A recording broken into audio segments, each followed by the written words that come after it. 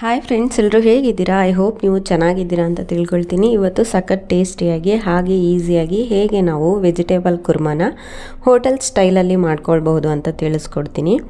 Video ನೋಡೋದಕ್ಕಿಂತ ಮುಂಚೆ ನನ್ನ ಚಾನಲ್ನ ಯಾರಾದರೂ ಫಸ್ಟ್ ಟೈಮ್ ನೋಡ್ತಾ ಇದ್ದರೆ ಪ್ಲೀಸ್ ಸಬ್ಸ್ಕ್ರೈಬ್ ಮಾಡ್ಕೊಳ್ಳಿ. ಪಕ್ಕದಲ್ಲಿರೋ ಬೆಲ್ ಐಕಾನ್ನ ಕ್ಲಿಕ್ ಮಾಡ್ಕೊಂಡು ಆಲ್ ಅಂತ ಸೆಲೆಕ್ಟ್ ಮಾಡ್ಕೊಳ್ಳಿ.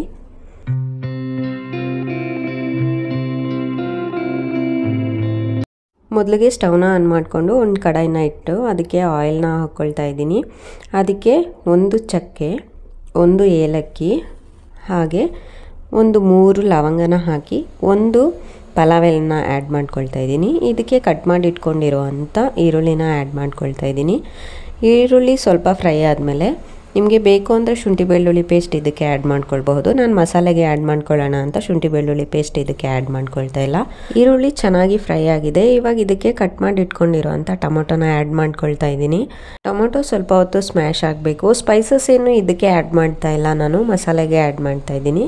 ಸೊ ಟೊಮೊಟೊ ಇವಾಗ ಸ್ಮ್ಯಾಶ್ ಆಗಿದೆ. ಸ್ಮ್ಯಾಶ್ ಆಗಿರೋವಂಥ ಈ ಗೊಜ್ಜಿಗೆ ಕಟ್ ಮಾಡಿ ಇಟ್ಕೊಂಡಿರೋವಂಥ ತರಕಾರಿನ ಆ್ಯಡ್ ಮಾಡ್ಕೊಳ್ಳೋಣ. 1 ಕಪ್ಪಷ್ಟು ಕ್ಯಾರೆಟ್, 1 ಕಪ್ಪಷ್ಟು ಆಲೂಗೆಡ್ಡೆ, ಹಾಗೆ 1 ಕಪ್ಪಷ್ಟು ಬೀನ್ಸು, ಹಾಗೆ ನೆನೆಸಿ ಬೇಯಿಸಿಟ್ಕೊಂಡಿರೋ ಅಂಥ ಬಟಾಣಿನ ಆ್ಯಡ್ ಮಾಡ್ಕೊಳ್ತಾ ಇದ್ದೀನಿ. ನೀವು ಹಸಿ ಬಟಾಣಿ ಬೇಕಾದರೂ ಆ್ಯಡ್ ಮಾಡ್ಕೊಳ್ಬಹುದು. ನನಗೆ ಹಸಿ ಬಟಾಣಿ ಸಿಗಲಿಲ್ಲ, ಅದಕ್ಕೆ ನಾನು ಒಣಗಿರೋ ಅಂಥ ಬಟಾಣಿನ ನೆನೆಸಿ ಅದನ್ನು ಬೇಯಿಸ್ಬಿಟ್ಟು ಹಾಕ್ಕೊಳ್ತಾ ಇದ್ದೀನಿ. ಯಾಕೆಂದರೆ ಹಸಿ ತರಕಾರಿ ಬೇಗ ಬೆಂದೋಗ್ಬಿಡುತ್ತೆ, ಬಟಾಣಿ ಬೇಗ ಬೇಯಲ್ಲ. ಅದಕ್ಕೆ ಒಂದು ವಿಸಿಲ್ ಕೂಗಿಸ್ಕೊಂಡು ಹಾಕ್ಕೊಂಡ್ರೆ ಮಸಾಲೆಯಲ್ಲಿ ಸ್ವಲ್ಪ ಹೊತ್ತು ಬೇಯುತ್ತೆ ಅಂತ ಹೇಳಿ.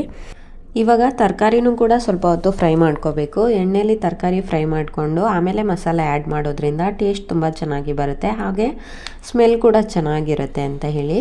ಇವಾಗ ಸ್ವಲ್ಪ ಹೊತ್ತು ಫ್ರೈ ಮಾಡ್ಕೊಂಡಿದ್ದೀನಿ. ಇದಕ್ಕೆ 1 ಗ್ಲಾಸ್ ಅಷ್ಟು ನಾನು ನೀರನ್ನು ಕೂಡ ಆ್ಯಡ್ ಮಾಡ್ಕೊಳ್ತಾ ಇದ್ದೀನಿ.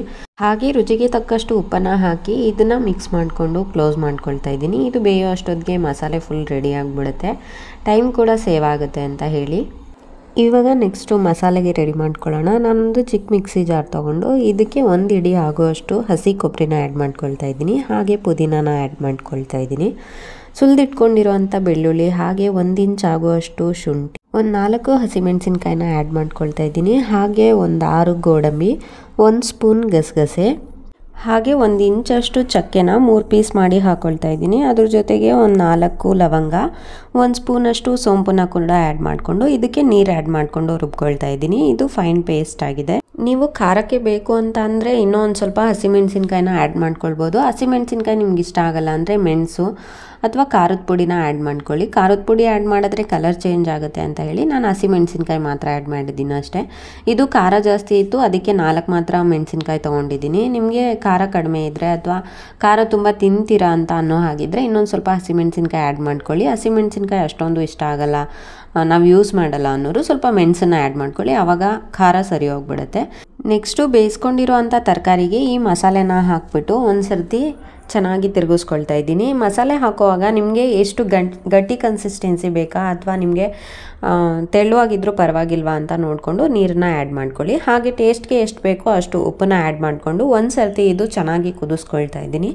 ಆ ಥರ ಕುದಿ ಬಂದಮೇಲೆ ನಮಗೆ ಲಾಸ್ಟಲ್ಲಿ ನಾವು ಇದಕ್ಕೆ ಕೊತ್ತಂಬರಿ ಸೊಪ್ಪನ್ನು ಆ್ಯಡ್ ಮಾಡ್ಕೊಳ್ಬಹುದು. ತುಂಬ ಈಸಿಯಾಗಿ ಕೂಡ ಮಾಡ್ಕೊಳ್ಬಹುದು, ಹಾಗೆ ಟೈಮೇನು ಅಷ್ಟೊಂದು ಹಿಡಿಯಲ್ಲ ನಿಮಗೆ. ಈ ಸಾಗುನ ನೀವು ಚಪಾತಿ ಜೊತೆ, ಪೂರಿ ಜೊತೆ, ದೋಸೆ ಜೊತೆ ಯಾವುದ್ರ ಜೊತೆ ಬೇಕಾದ್ರೂ ತಿನ್ಬೋದು. ತುಂಬಾ ಚೆನ್ನಾಗಿರುತ್ತೆ. ಈವನ್ ನೀವು ರೈಸ್ ಜೊತೆ ಕೂಡ ತಿನ್ಬೋದು. ರೈಸ್ ಜೊತೆ ಕೂಡ ಚೆನ್ನಾಗೇ ಇರುತ್ತೆ ತಿನ್ನೋಕ್ಕೆ. ಐ ಹೋಪ್ ಇವತ್ತಿನ ವಿಡಿಯೋ ನಿಮಗೆ ಇಷ್ಟ ಆಗಿರುತ್ತೆ ಅಂತ ಅಂದ್ಕೊಳ್ತೀನಿ. ಇಷ್ಟ ಆಗಿದ್ರೆ ಒಂದು ಲೈಕ್ ಮಾಡಿ, ಕಾಮೆಂಟ್ ಮಾಡಿ, ಶೇರ್ ಮಾಡಿ, ಹಾಗೆ ನನ್ನ ಚಾನಲ್ನ ಮರೀದೆ ಸಬ್ಸ್ಕ್ರೈಬ್ ಮಾಡ್ಕೊಳ್ಳಿ. Thank you.